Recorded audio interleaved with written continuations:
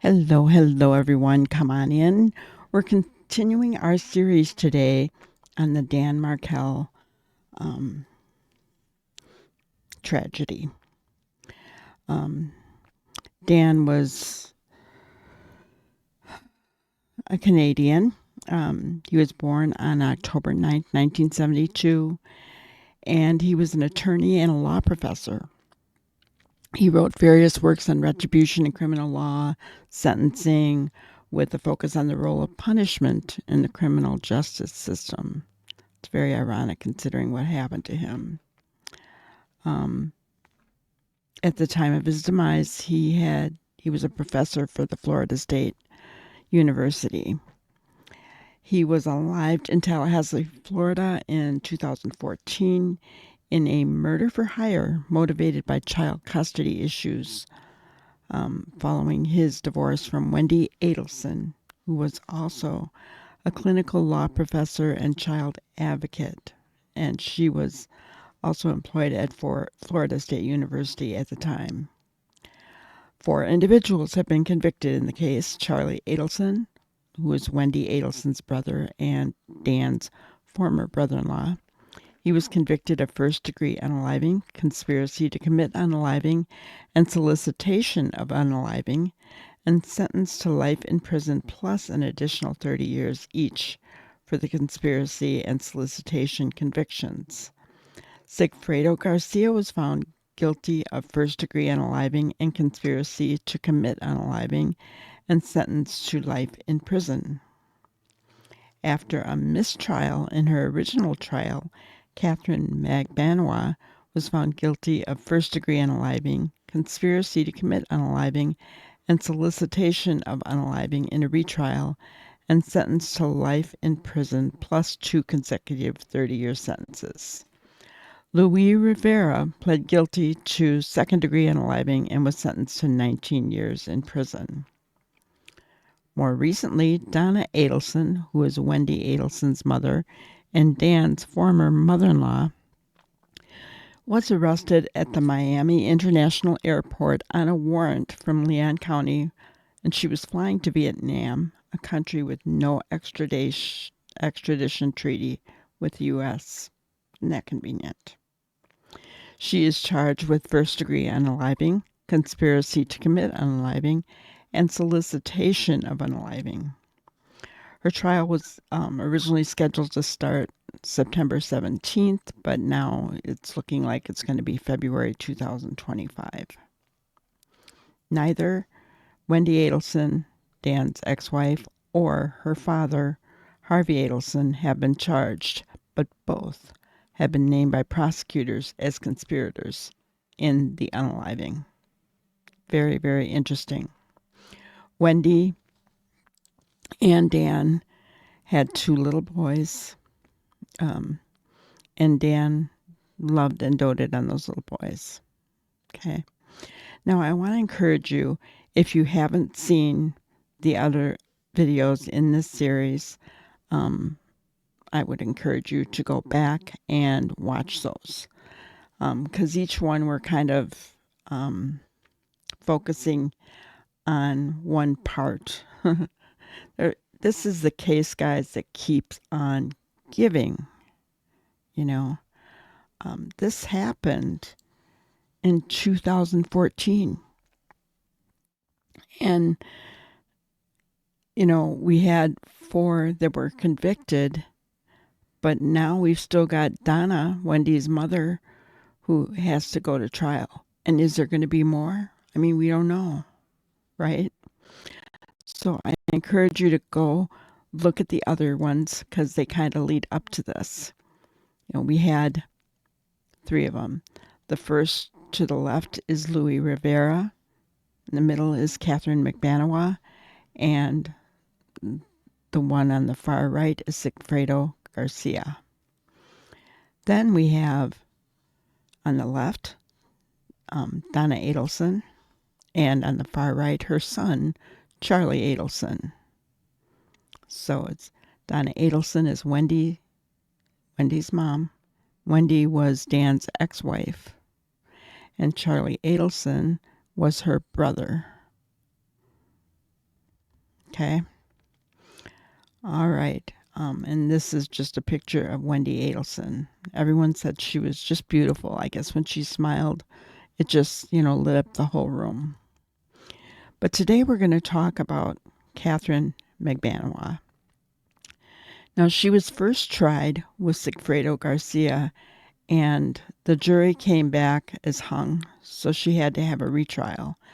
And the retrial is the one we're going to focus on today. Okay? So I'm going to share my screen and play for you the opening arguments from the prosecutor, Sarah Dugan, in Katherine Magbanua's retrial. Okay? Play those first.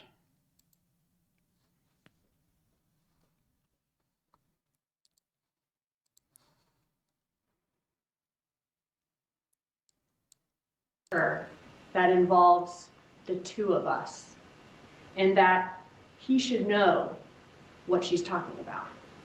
Donna Adelson says, this TV is probably about $5,000. Donna Adelson tells Charlie Adelson that the man who approached her mentioned an ex-girlfriend. Donna Adelson never says which ex-girlfriend. She never says Katherine Magbanua's name to Charlie Adelson in that phone call. She only says that the blackmailer mentioned an ex-girlfriend. Charlie Adelson never asked, whose ex-girlfriend? Or which ex-girlfriend? Who are they talking about? He never asked that. After this phone call with his mother, Charlie Adelson then calls the defendant. He does not call his most recent ex-girlfriend or even the ex-girlfriend before that. No, he calls this defendant. And his call to Katherine Magbanua is the only call he makes to an ex-girlfriend after getting this information from his mother. And he had not dated Katherine Magbanua for 1.5 years at this point.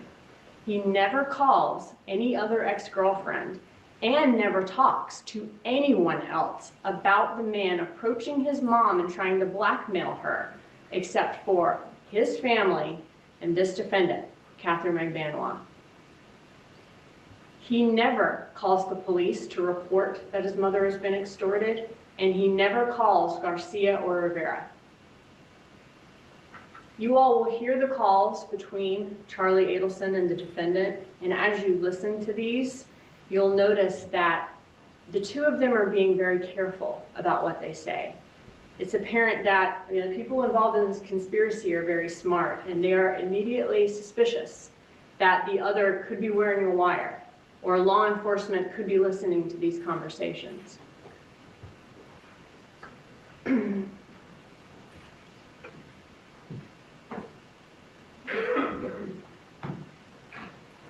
So next, Charlie Adelson and the defendant met in person at a restaurant called Dolce Vita.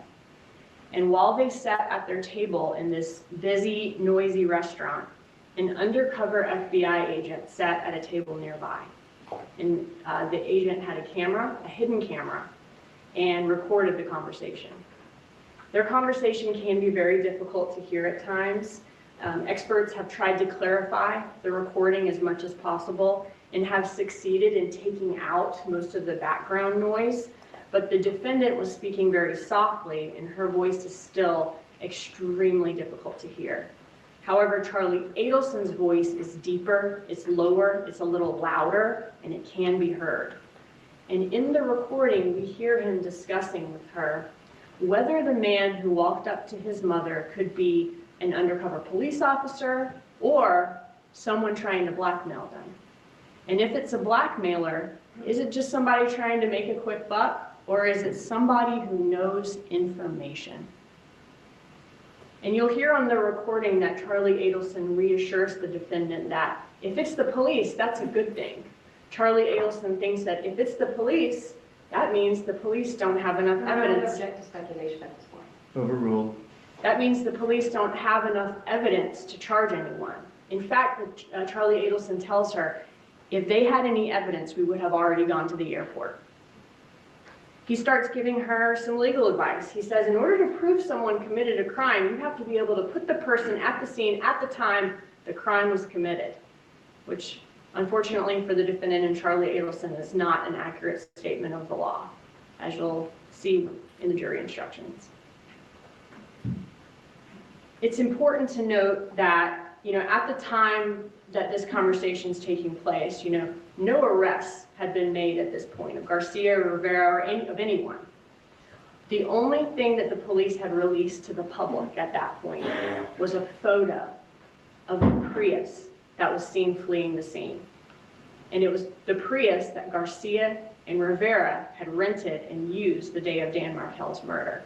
So the only thing police had ever put out there is a photo of the Prius. Police knew at this point that Garcia and Rivera had rented the Prius, but the public didn't know that. The public only had a photo. And you'll hear Charlie Adelson give the defendant several analogies about rental cars being used to commit crimes in this. So the public only had a photo, okay? I'm just going to show you that photo of the two of them. Let me grab it out of here.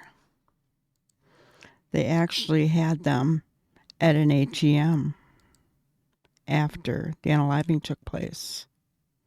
They had more pictures than this, obviously, but this was a really close-up picture of the two of them where you can see Luis Rivera and Sigfredo Garcia clearly.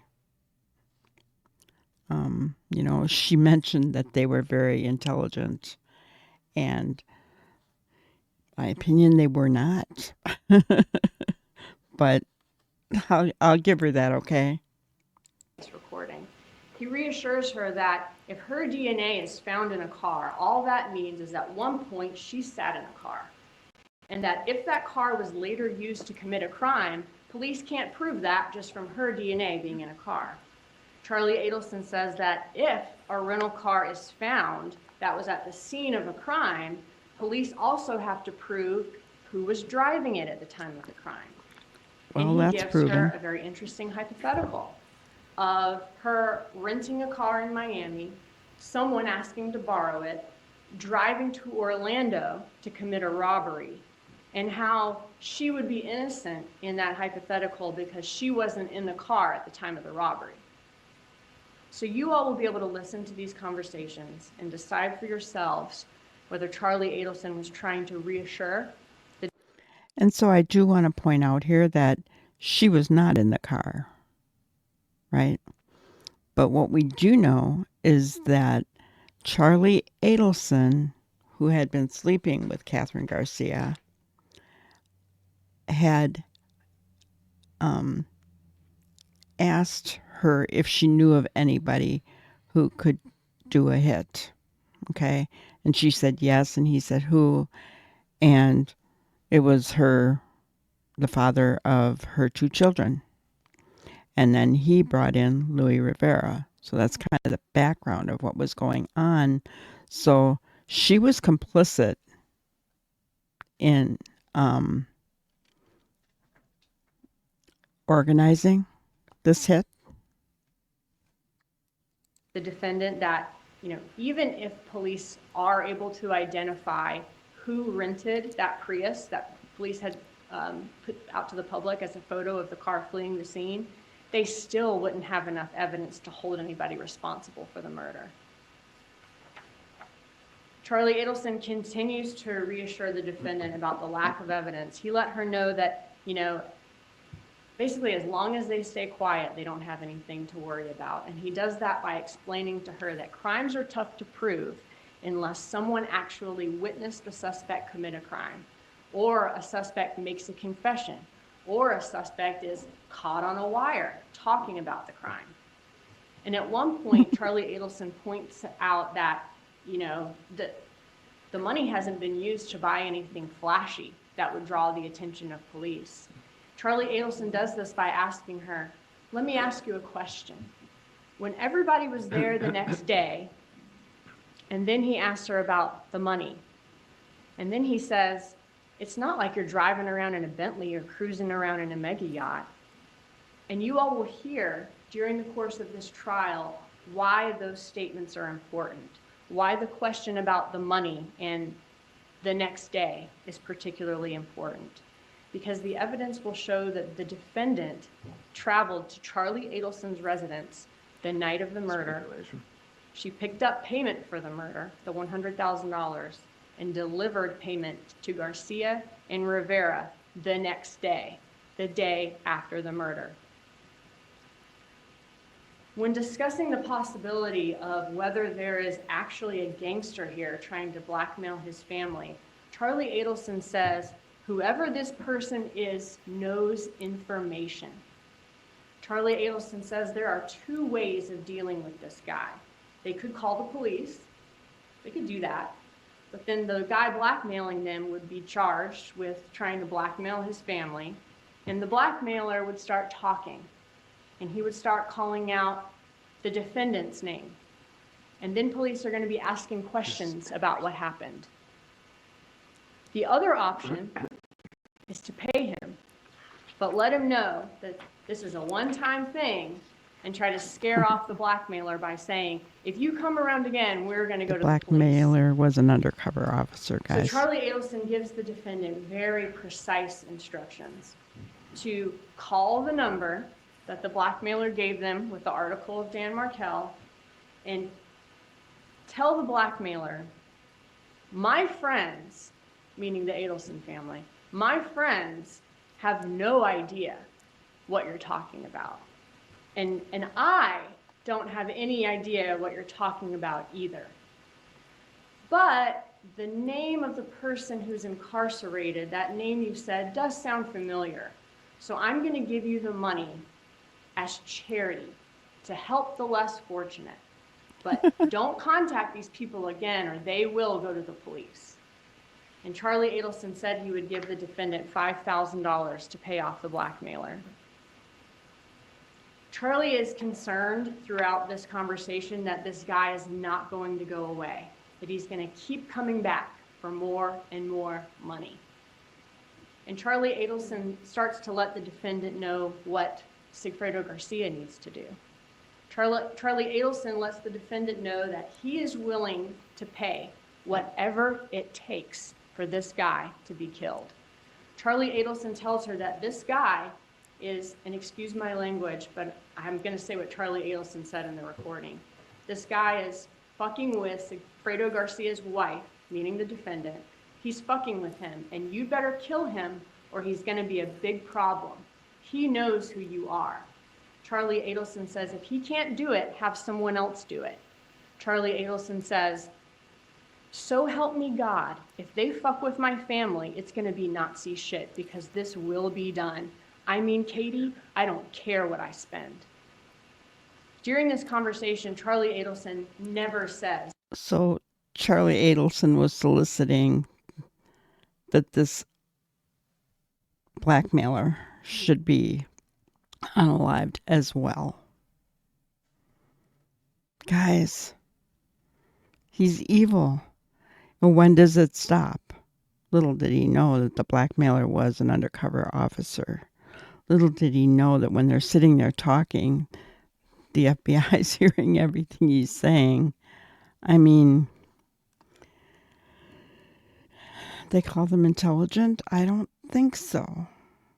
Right? I don't think so.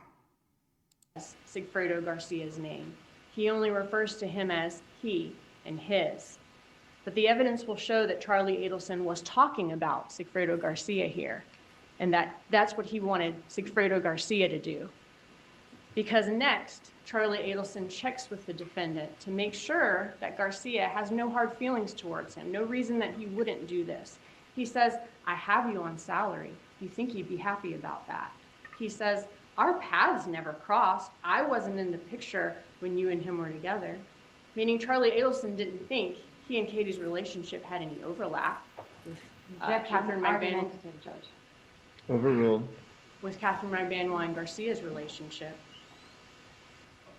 After hearing that Charlie Adelson wants someone killed and is willing to pay whatever it takes to get it done, you can't hear much of what the defendant says, but you can tell that her tone doesn't change. She doesn't yell, whoa, whoa, what?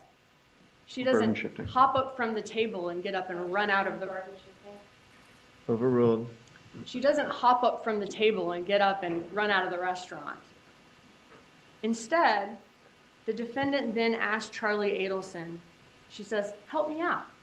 And Charlie Adelson says, he doesn't have to tell her the things that he'll do for her. He shows her what he does. She doesn't have to ask him for anything. He looks for things to do for her. He helps out when it's somebody's birthday. He helps her with her car problems. She doesn't have to ask. He looks for ways to help her.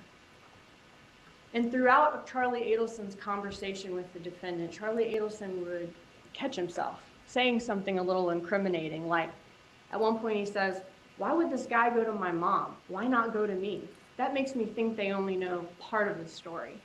But then immediately says, but of course I had nothing to do with this. You know, I don't know anything about this. Because he was very paranoid that the police could possibly be listening to these conversations, which was a valid concern because they were. What you won't hear in this recording is any explanation by Charlie Adelson to the defendant of why the police would be running an undercover operation on his family, or why someone would be blackmailing his family. Charlie Adelson never has to explain that to the defendant, even though it seems like that would be the first thing that an innocent person would want to know, and that we would hear an explanation for that.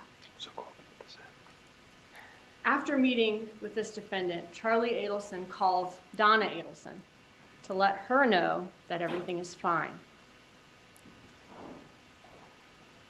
The defendant then asks Sigfredo Garcia to call the number from the paperwork. And you'll hear a number of calls between the defendant and Sigfredo Garcia, and one in particular where she voices concern because what the blackmailer has said is getting too detailed. You'll have an opportunity, as I said, to hear these calls from this undercover operation. Okay.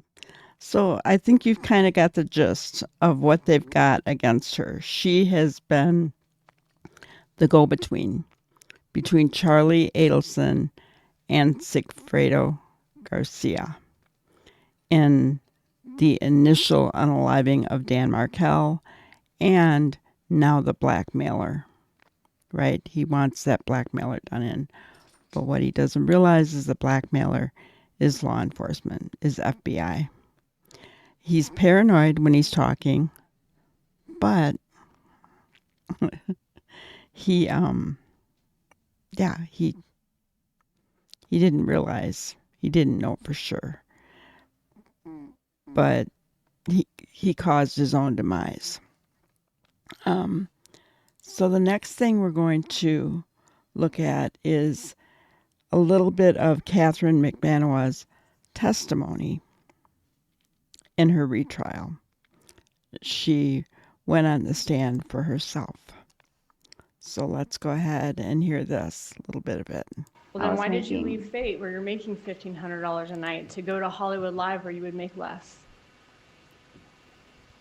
And I told you at that time too that sometimes we have peak seasons and it starts dwindling down, so that maybe that's why I went to Hollywood. I can't recall. This was back in 2014. You said that you were working in liquor promotions. What's the name of the company that you worked for? I was trying to remember it. You guys didn't pull any records for that either? You have bank records from Encore Worldwide and CO. Is that where you worked for liquor promotions? That was way back. That was way back. I did other promotions for, I believe, Absolute. I cannot think No, of what's the name of the two. company that you worked for? I that were can't bringing you recall. These paychecks? I can't recall. Okay, was it Encore Nationwide? One of them, yes, ma'am. Okay, so that was a liquor promotion company that we have here that you worked for from January to December of 2013? So keep in mind the lawyer is asking her about things that happened in 2013 and 2014. And her retrial was actually only 2 years ago, which was 2022. So it is a while, right? If that's what's on my records, yes, ma'am. Okay, and then what's CO? I don't recall. Okay, so then you stopped liquor promotions in December of 2013. I don't recall the dates. You said Encore Nationwide was the business that you Yeah. worked for? Okay, so then if your last paycheck is in December of 2013, that's when you stopped liquor promotions, right? If that's what's on your records, I just know that I worked for another liquor promotion, but I don't know if it was Encore as well. And you said that in certain liquor stores, the owner would allow you to get tips when you handed out drinks. Yes, ma'am. Okay. And that you think at the time they gave you paychecks. That's what you said? At the time, maybe. I honestly cannot recall from 14 at that time too? 2013, yeah. 2013, I can't. I'm asking you about what your attorney asked you. When you were working at liquor promotions, though, you said just sometimes you would get tips if the owner allowed that to happen of Yes, the liquor ma'am. store. If that's what I had said, yes, ma'am. Okay.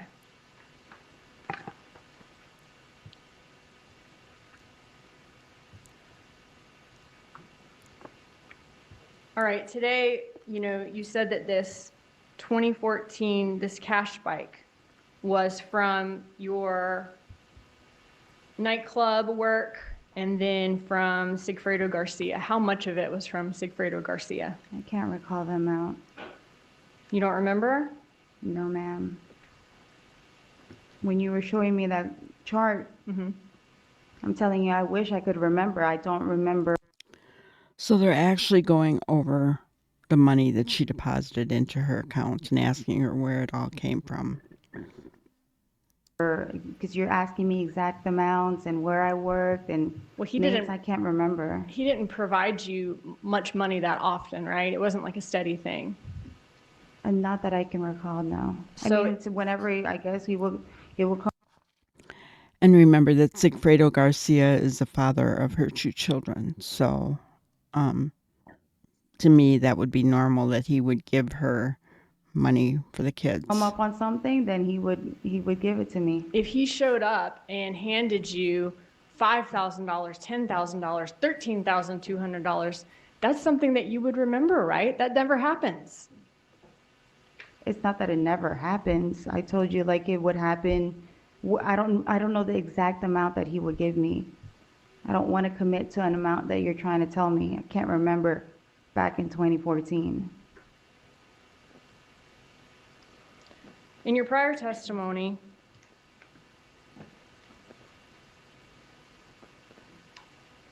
you said that he did not, and I'm looking at page 60, lines 18 through 25. You said that he did not steadily give you cash. He did not have a set date that he'd give you anything.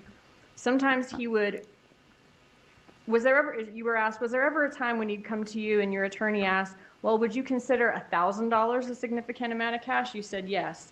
Then he give you a significant amount of cash? And you said yes. So you never said in that prior statement that he gave you anything more than $1,000. Which page number again? Page I'm sorry. 60. 60 and in which line? Lines 18 through 25.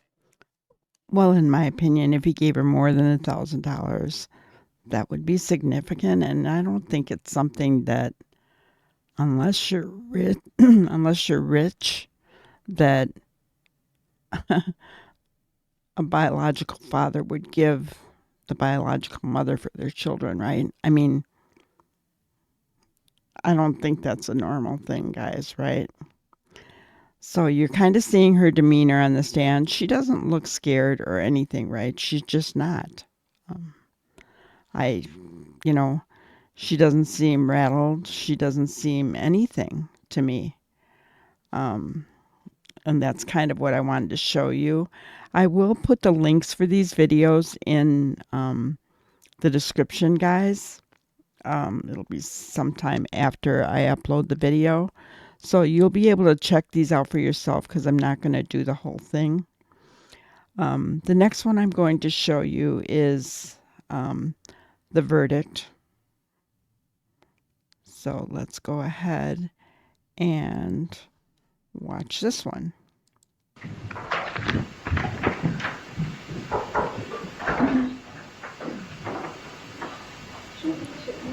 Just to stay back. Sit. Oh, I can sit. Well, Okay, well, so. Yeah, you can remain seated. Thank you.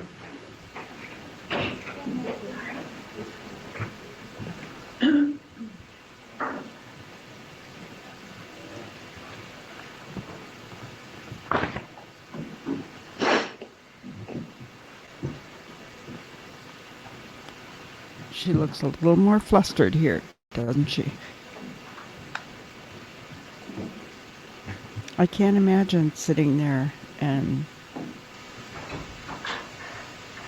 worried about what the jury was going to do in your case, right?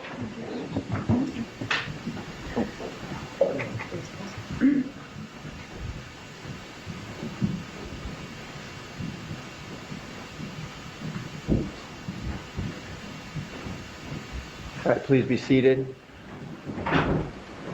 Juror number 4, are you the foreperson? Yes, sir. And has the jury reached a verdict? Yes, sir. If you could please hand the verdict form to the bailiff.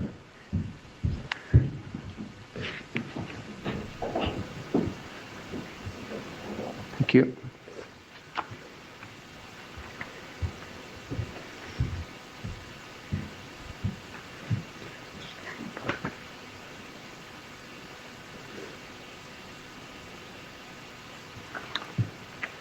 All right, the verdict appears to be in proper form. I will now read the verdict. In the case of the state of Florida versus Katherine D. Magbanua, case number 2016 CF 3036 and 2018 CF 497, we, the jury, find as follows as to count 1. A, the defendant is guilty of first-degree murder. We, the jury, find as follows as to count 2. A, the defendant is guilty of conspiracy to commit first-degree murder. We, the jury, find as follows as to count 3. A, the defendant is guilty of solicitation to commit first-degree murder. And it is signed and dated by the foreperson. Does either party... Wow, huh? That's crazy. And she's not as composed anymore, right? Then what I'm going to do is share her sentencing. Okay. On count 1, which is the count of first-degree murder, you have been found guilty by a jury. You will be adjudicated guilty, and you will be sentenced to life in prison with no eligibility for probation or parole. On count 2, which is the conspiracy to commit murder, you have been found guilty by a jury. You will be adjudicated guilty, and you will be sentenced to a consecutive sentence of 30 years in the Department of Corrections. On count 3, the solicitation to commit murder, you have been found guilty by a jury of that count. You are adjudicated guilty, and you will be sentenced to a consecutive sentence of 30 years in the Department of Corrections. You have credit for time served of 2,119 days.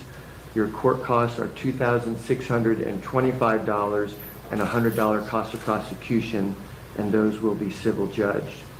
You have 30 days to file a notice of appeal, and if you cannot afford counsel, then one would be appointed for you.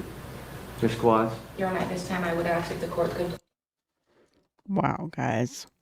So there you have it. Life without the possibility of parole. You know, she solicited for this unaliving of Dan. And it was all for money. You remember Charlie, right here on the right, was providing all her needs. She was found with a car that had been previously registered to Charlie's dad, Harvey Adelson, which makes you wonder, again, guys, how was Harvey Adelson involved? We know Donna's been arrested, okay? But Wendy and her father, Harvey Adelson, have not been charged yet. Like I said, this is a case that keeps on giving. Is it just going to keep going and going and going like the Energizer Bunny, guys? You know, and what we need to keep in mind is that these little boys no longer have their dad. They no longer have their daddy with them. From everything that we have heard and I've read, Dan loved and doted on those little boys. He loved them. And it's just sad. Very, very sad. So we'll continue. On the next episode, we're going to look at Louis Rivera. And possibly start looking at Charlie. Because I don't know how much is out there for Louis, but we will look to see, because Louis did get he helped them out, so I think his sentencing wasn't as harsh, so he did get a little bit back for helping and being honest about some things. So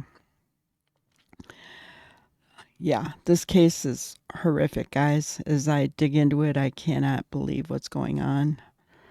But I want to leave you with my grannyism for today. And it seems like not only did Katherine Magbanua make a mistake, but she kept repeating it. Okay? She continued on with it and made sure that she found someone to do the unaliving for Charlie. And when you repeat a mistake, it's not a mistake anymore. It's a decision. Was this all for money? For provisions? A car? Whatever she needed? It's really sad. I hope you guys have an awesome day. Be sure to like and subscribe. Hit that like button. Really use your help, guys. Become a member. Give away memberships. And bless other people. Okay? All right. Thank you so much, guys. We'll see you on the. Thank you for watching another episode of Granny's Crime Busters. We really appreciate each and every one of you. Don't forget to subscribe and like and even share the content. You can follow us on any of our other social media platforms at YouTube, Twitter, Instagram, Facebook, and TikTok. We really appreciate you guys, and you can also email us at grannyscrimebusters@gmail.com. Thank you so much, and we will see you on the next one. Thanks, guys.